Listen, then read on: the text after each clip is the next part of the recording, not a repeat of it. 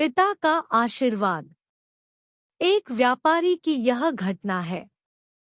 जब मृत्यु का समय सन्निकट आया तो पिता ने अपने एकमात्र पुत्र धनपाल को बुलाकर कहा कि बेटा, मेरे पास धन संपत्ति नहीं है कि मैं तुम्हें विरासत में दूं, पर मैंने जीवन भर सच्चाई और प्रामाणिकता से काम किया है, तो मैं तुम्हें आशीर्वाद देता हूँ कि तुम जीवन में बहुत सुखी रहोगे और धूल को भी हाथ लगाओगे तो वह सोना बन जाएगी। बेटे ने सिर झुकाकर पिताजी के पैर छुए।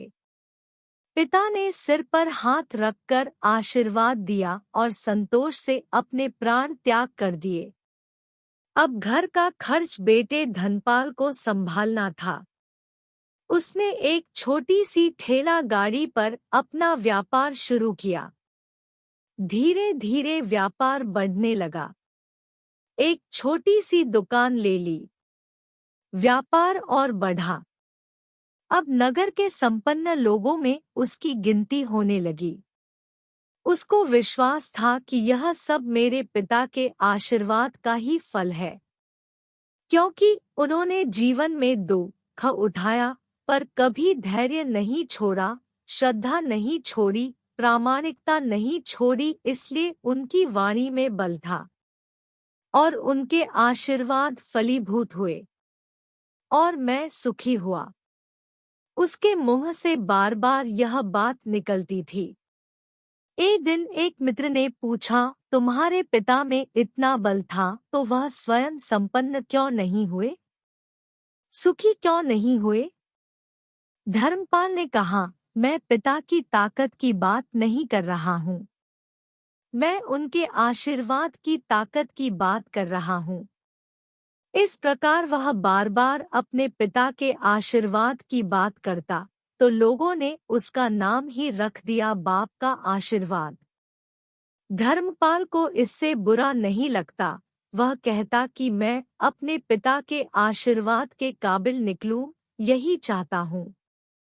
ऐसा करते हुए कई साल बीत गए। वह विदेशों में व्यापार करने लगा। जहां भी व्यापार करता उससे बहुत लाभ होता।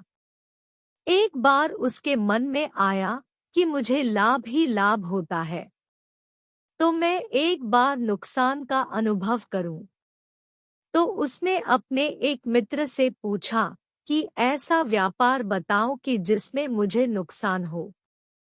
मित्र को लगा कि इसको अपनी सफलता का और पैसों का घमंड आ गया है। इसका घमंड दूर करने के लिए इसको ऐसा धंधा बताऊं कि इसको नुकसान ही नुकसान हो। तो उसने उसको बताया कि तुम भारत में लौंग खरीदो और जहाज में भरकर अफ्रीका के जंजीबार में जाकर बेचो। धर्मपाल को यह बात ठीक लगी। जंजीबार तो लौंग का देश है। वहां से लौंग भारत में लाते हैं और यहाँ 10 से 12 गुना भाव पर बेचते हैं। भारत में खरीद करके जंजीबार में बेचें तो साफ नुकसान सामने दिख रहा है। परंतु धर्मपाल ने तय किया कि मैं भारत में लौंग खरीदकर जंजीबार खुद लेकर जाऊंगा। देखूं कि पिता के आशीर्वाद कितना साथ देते हैं। नुकसान का अनुभव लेने के लिए उसने भारत में लौंग खरीदे और जहाज में भरकर खुद उनके साथ जंजीबार द्वीप पहुंचा। जंजीबार में सुल्तान का राज्य था। धर्मपाल जहाज से उतर करके और लंबे रेतीले रास्ते पर जा रहा था वहां के व्यापारियों से मिलने को। उसे सामने से सुल्तान जैसा व्यक्ति पैदल सिपाहियों के साथ आता हुआ दिखाई दिया। उसने किसी से पूछा कि यह कौन है? उन्होंने कहा, यह सुल्तान है। सुल्तान ने उसको सामने देखकर उसका परिचय पूछा। उसने कहा, मैं भारत के गुजरात के खंभात का व्यापारी हूँ और यहाँ पर व्यापार करने आया हूँ। सुल्तान ने उसको व्यापारी समझकर उसका आदर किया और उससे बात करने लगा। धर्मपाल ने देखा कि सुल्तान के साथ सैकड़ों सिपाही हैं। परंतु उनके हाथ में तलवार, बंदूक आदि कुछ भी न होकर बड़ी बड़ी छलनियां हैं। उसको आश्चर्य हुआ। उसने विनम्रता पूर्वक सुल्तान से पूछा, आपके सैनिक इतनी छलनी लेकर के क्यों जा रहे हैं? सुल्तान ने हंसकर कहा, बात यह है कि आज सवेरे मैं समुद्र तट पर घूमने आया था। तब मेरी उंगली में से एक अंगूठी यहाँ कहीं निकलकर गिर गई।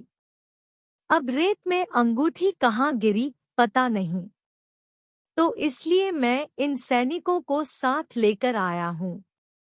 यह रेत छानकर मेरी अंगूठी उसमें से तलाश करेंगे। धर्मपाल ने कहा, अंगूठी बहुत महंगी होगी।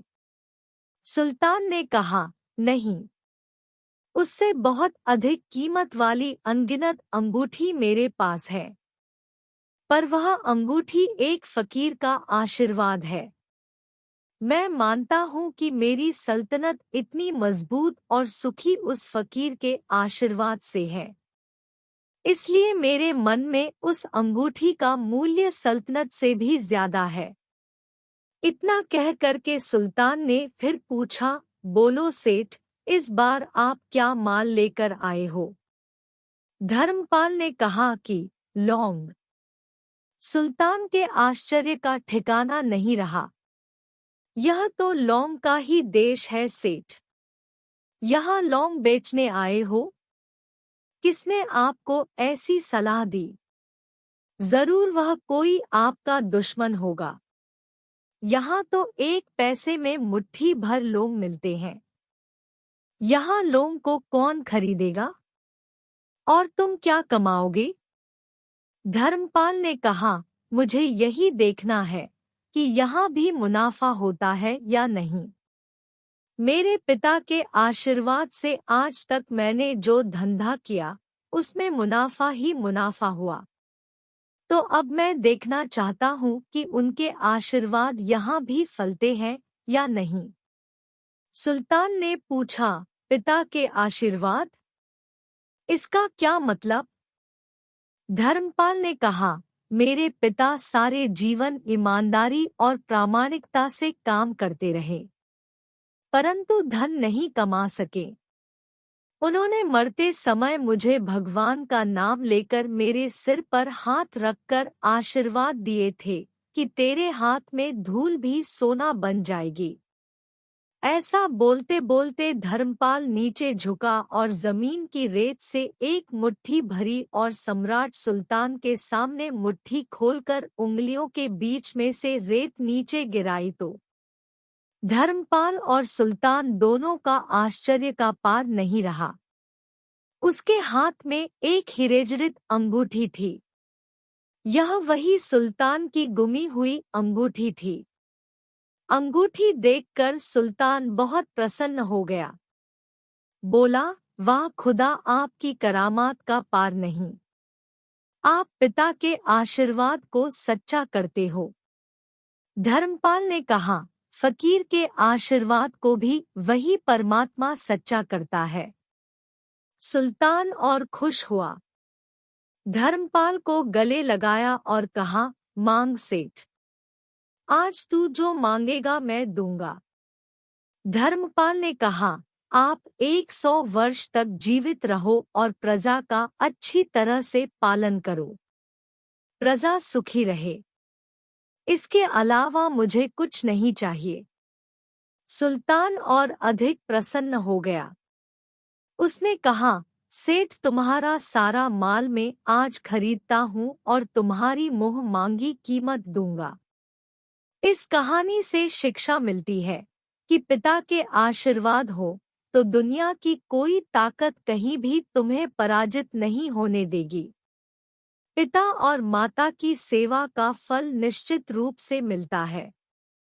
आशीर्वाद जैसी और कोई संपत्ति नहीं। बालक के मन को जानने वाली माँ और भविष्य को संवारने वाले पिता, यही दुनिया के 2 महान ज्योतिषी हैं। अपने बुजुर्गों का सम्मान करें। यही भगवान की सबसे बड़ी सेवा है।